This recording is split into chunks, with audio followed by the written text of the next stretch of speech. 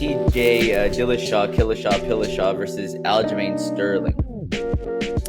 This was a bummer. Okay, it was a bummer. So 100% right a bummer. off the bat, the fight starts, and dude, one of the things that I love about TJ Dillashaw, cheating or no cheating, CEO of EPO or not, is that his ability to like switch stances as he's walking it's so in fun. with the head bobs. His footwork is beautiful. I think it's the funnest footwork I enjoy watching in the UFC. Fuck Dom Cruz. No, I say that like about his footwork. I'm not saying about that Yeah. like the person, because I'm starting to like the guy. But I'm saying like footwork.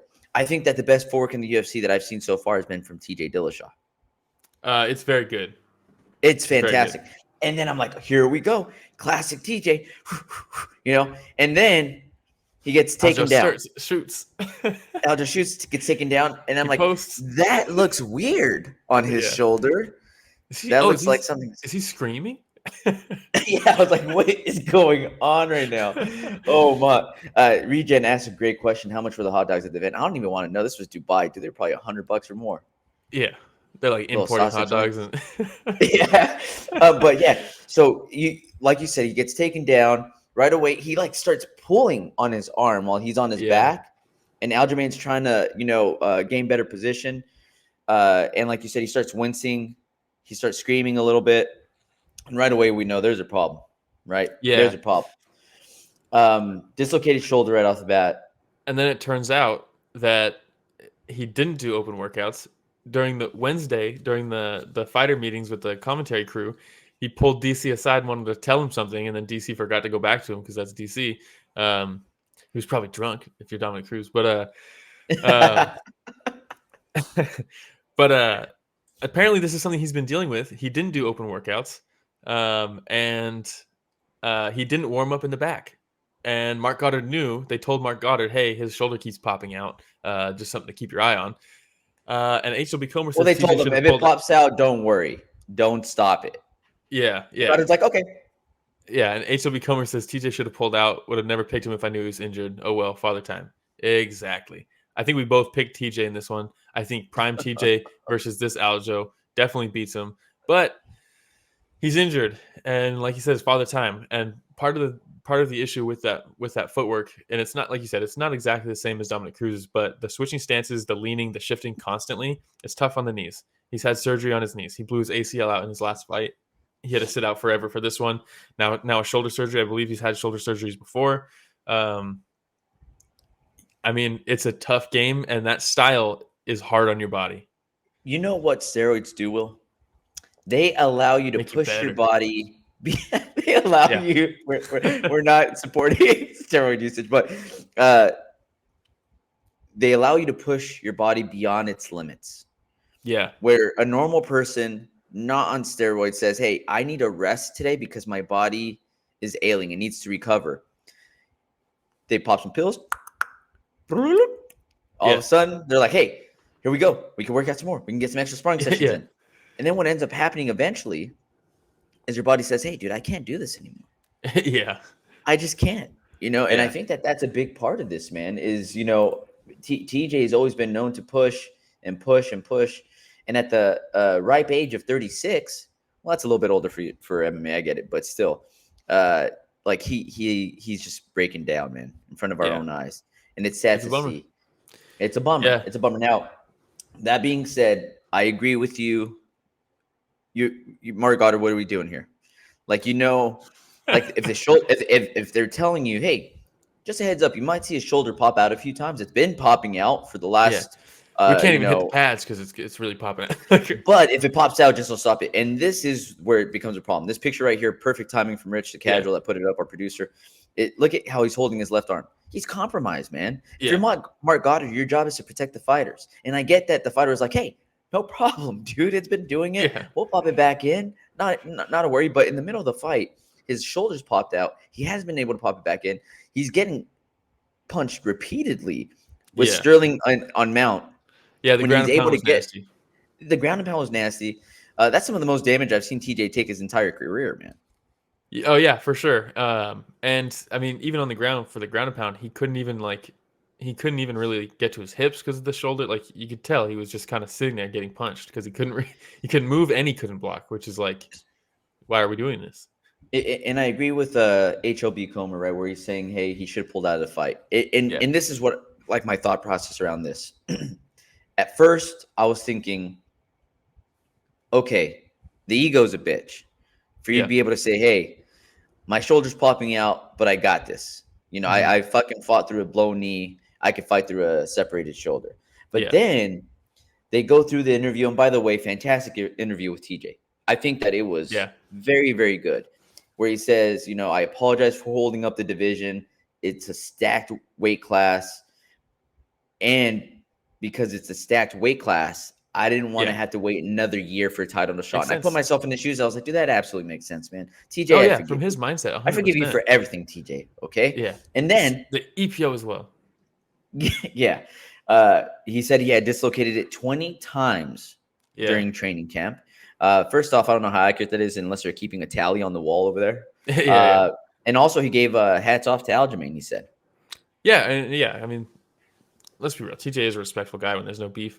Toasty said the doctors cleared him to fight. I think the fault is on the athletic commission more than Mark. Here's the difference. Hey, coming from a fighter, he might be right.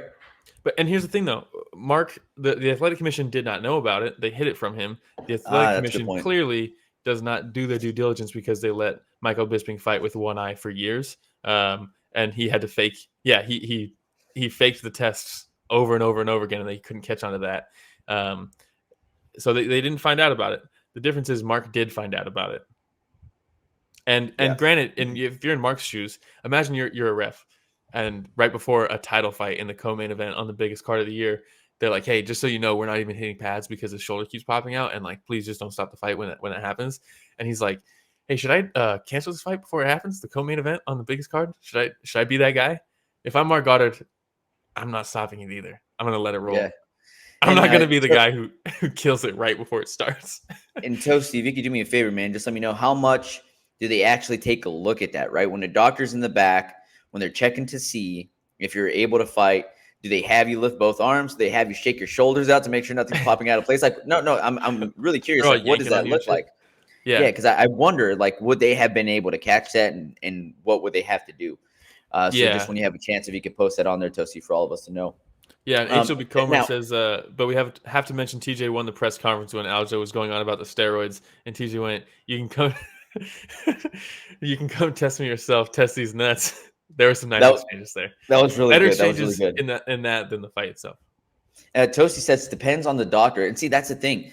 A lot of the doctors that the commission hires, like the doctors where like somebody gets their eye poked and they cover the eye that's poked and they're like, "Follow my finger."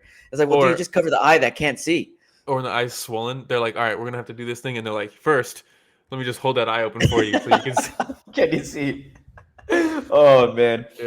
Math prodigy TJ told everyone at the last minute. May be wrong, but big event, ton of money on the line. TJ wanted to go out on the travesty is TJ didn't disclose this sooner. Yeah. And regen. It's like the worst. It's the worst of both worlds for this situation, because if TJ told people earlier, he would get to pull out and not get a TKO loss.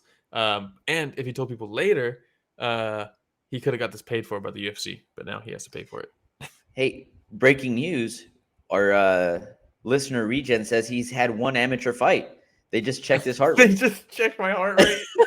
They're like, "Hey, can you put this Fitbit on for a couple minutes?" Hey. And you look good, dude.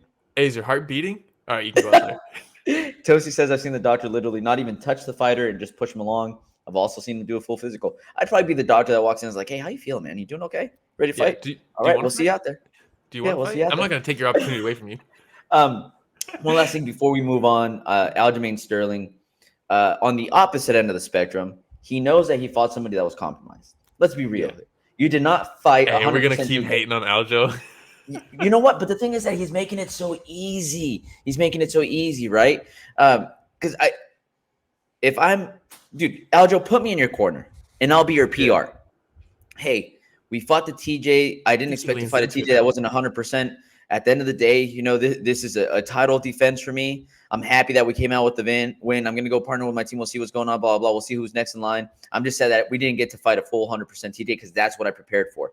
Boom, done, right? Whoa. And then what ends up happening, I mean, come on. for him to go on there and later on and say, "Oh well, I took him down," then backpack. I see what you're saying. Yeah, but here's the It's thing, a rap dude. rap. Come on. Hey, the backpack, it's a rap, and it was. Look, he went out there and he did his job, plain and simple. I don't want him to be all bummed about it after the fight because he defended his belt, and the only thing that matters is keeping that belt and getting pay-per-view points in your next fight, and he secured that. I'd be stoked too. I'd be happy as hell. Yeah, I guess, man. But that's different. Being happy as hell versus like just saying, "Hey, I dominated this fight with this guy with one arm." Come on. But he's in there also trying to sell the next fight, and he's been leaning into this whole shtick since the Piotr Jan fight. I think he knows what he's doing. I guess maybe. You're eating it up. He's selling you Wolf tickets, and you're eating it up right now.